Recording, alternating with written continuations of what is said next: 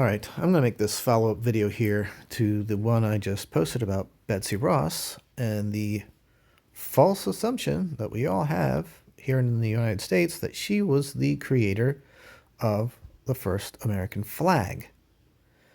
And I'm going to go through these clips here and let me know if they match what your memory is of learning about this story.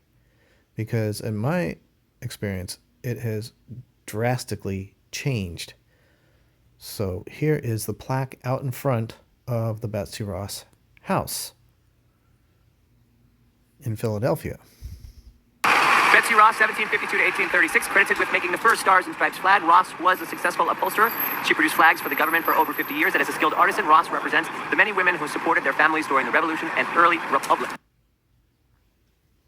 All right, that sounds pretty clear. If you're a tourist visiting the Betsy Ross house in Philadelphia, you are going to read that and believe that Betsy Ross created the first flag of the United States. June 1777. The Congress of the United States enacts a resolution. Let the flag of the 13 United States be 13 stripes, alternately red and white. Let the Union be 13 stars, white in a blue field, representing a new constellation. Betsy Ross of Philadelphia may have made our first Stars and Stripes. Or perhaps her part in it is only a legend. No one really knows. That's not what I remember. There was no mention of this maybe being just a legend.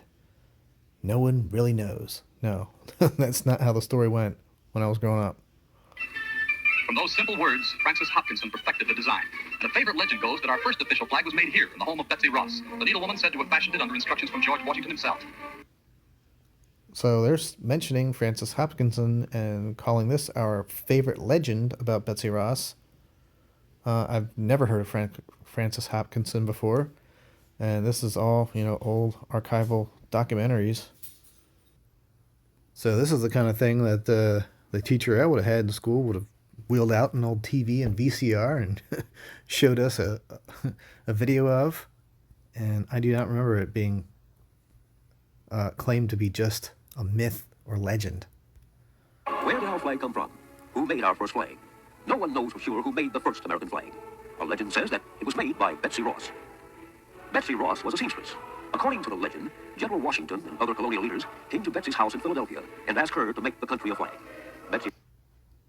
No one knows for sure who made our first flag. No. That's not the story I heard.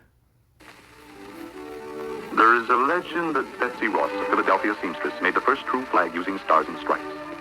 3 distinguished figures headed by General Washington himself brought her the design using stars with 6 points. She showed them the relief how to fight by the star. Eliminated that first history. And in that white room, Betsy Ross made the first American flag. Although there is not proof that this episode actually happened, it has become a cherished legend in the story of our flag. So keywords there. Legend. There is no proof. What? I've never heard of this before, until this, Mandela effect has come up. All right, now this is really interesting because my daughter came home one day this year in school and said, yeah, I learned about Betsy Ross in school today. Really? What did she do? She made the first flag. Really? Did your teacher say that it's just a myth? It's not really true? Did she mention Francis Hopkinson? No, Betsy Ross made her first flag. So this continues to be perpetuated today. So what's going on?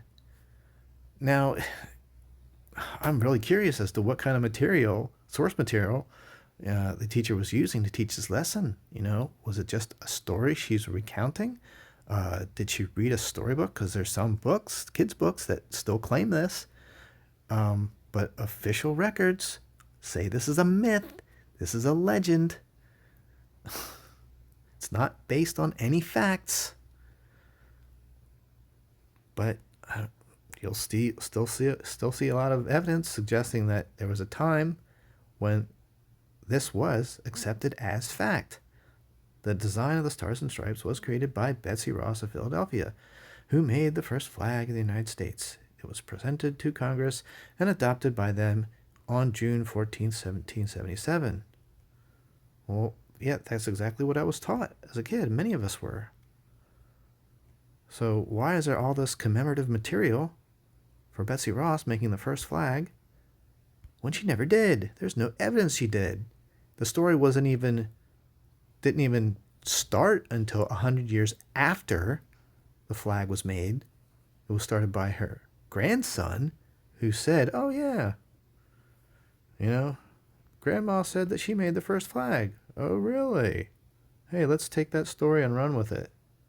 Like, is this, like that last video mentions, why wait so long to talk about this? This is really weird. And Francis Hopkinson, yep, there he is, the designer of the American flag. I've never heard of this guy. Ever. Have you heard of Francis Hopkinson? And you can get your commemorative Betsy Ross coin. Why would you get a commemorative coin for something that is believed that Betsy Ross, the seamstress, sewed the first Stars and Stripes? There is no proof that this meeting took place. Then why would I want this commemorative coin for it? For something that never happened.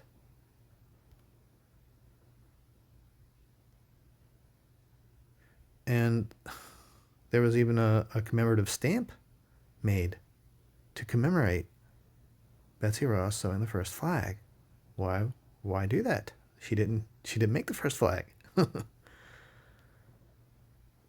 There's a postcard with that stamp. She was shown a draft of the flag, and if it could be made, when completed, the Stars and Stripes came into being as the American flag. This stamp commemorates the 200th anniversary of the birth of Betsy Ross. And this is interesting.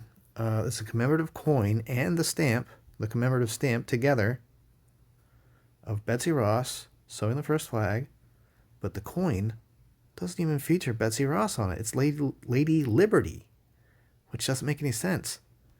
This same company makes these commemorative stamp and coin for Eisenhower. Look, Eisenhower's on the stamp. He's on the coin.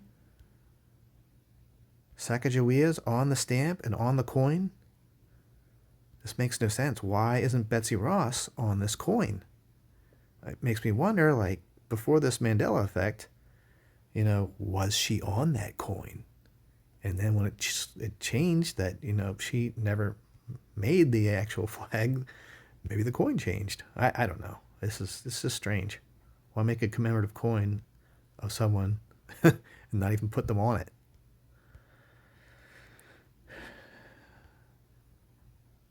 So there's a lot of evidence that people are celebrating this individual as being the one who created the first flag in the United States, when the actual reality is she never did. Now let's move on to this other Mandela effect, where a lot of people were reporting, and myself included, I remember growing up in school and being taught that the Statue of Liberty is on Ellis Island. And so there are so many book hits of, this phrase, the Statue of Liberty on Ellis Island. Here's the book, Living in America. Landmarks in New York City are known around the globe. They include the Statue of Liberty on Ellis Island. Wow, that is patently false. It's on Liberty Island. There's so many of these. Statue of Liberty on Ellis Island.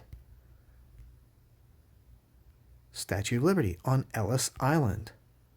All of these books claim the same thing. The Statue of Liberty on Ellis Island. This is crazy. But yet, this is the reality that many of us once remember. This was what was taught in school. This book, 1,000 Places to See Before You Die, tells you to go to see the Statue of Liberty on Ellis Island. Too bad once you get there, she's not going to be there to greet you, because she's on Liberty Island. So what do you remember about this? Was the Statue of Liberty on Ellis Island or Liberty Island for you? Statue of Liberty on Ellis Island. And what's interesting, just like with my daughter continuing to be taught that Betsy Ross created the first flag, People are still writing about this in modern books. 2021, Statue of Liberty on Ellis Island. 2022, this book, Remarkable Story of Fred Spikesley, Statue of Liberty on Ellis Island. And I clicked on these links to verify the context of this statement that they're actually talking about the Statue of Liberty actually being on Ellis Island, and they are. So here's one of those books, just printed recently. They were greeted by the Statue of Liberty on Ellis Island. This is not true. I would say I like to think of this as evidence from a previous reality where this was true. So many things about New York City have changed for me and many other people who report the same Mandela effects. 2024, Statue of Liberty on Ellis Island. And this coin, Liberty, Statue of Liberty, Ellis Island. People are selling this coin. Statue of Liberty on Ellis Island, commemorative issue. Statue of Liberty on Ellis Island. What do you remember?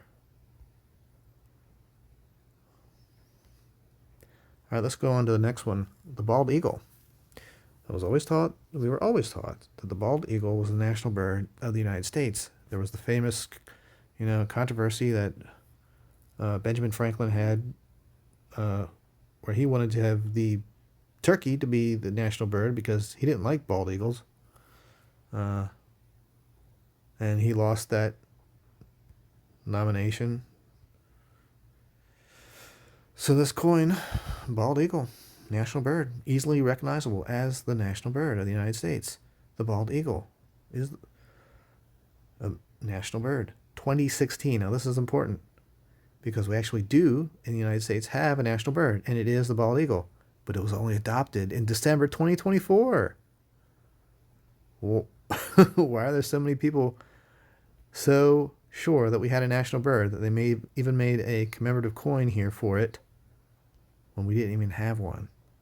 In this book, America's National Bird, the Magnificent Bald Eagle, 1971. Sorry, we didn't have any national bird at that time. It's a postcard where you can see the national bird at Yellowstone National Park. You can see that bird. It won't be the national bird. This book talks about that story with Benjamin Franklin, and saying that was in 1784, 2 years after Congress had already settled on the bald eagle as the national bird. So, 1782 is when they adopted the bald eagle as a national bird, and sure enough, these books say that that's in fact when it happened. The bald eagle is the national bird in 1782. The bald eagle is the national bird in 1782. This is very strange. I almost wonder if this is residual evidence of a previous reality where that is indeed what happened. The bald eagle was adopted as the national bird in 1782. However, according to this historical timeline, that is no longer correct. That did not happen. When the U.S. government chose the bald eagle as the national bird in 1782. Incorrect. So, that's all I have here. Let me know what you think about these. What were you taught in school about these subjects? What do you remember? And why is a lot of this, still being taught today? Like Betsy Ross creating the first flag. Why are still people still writing in books that the Statue of Liberty is on Ellis Island? Let me know in the comments.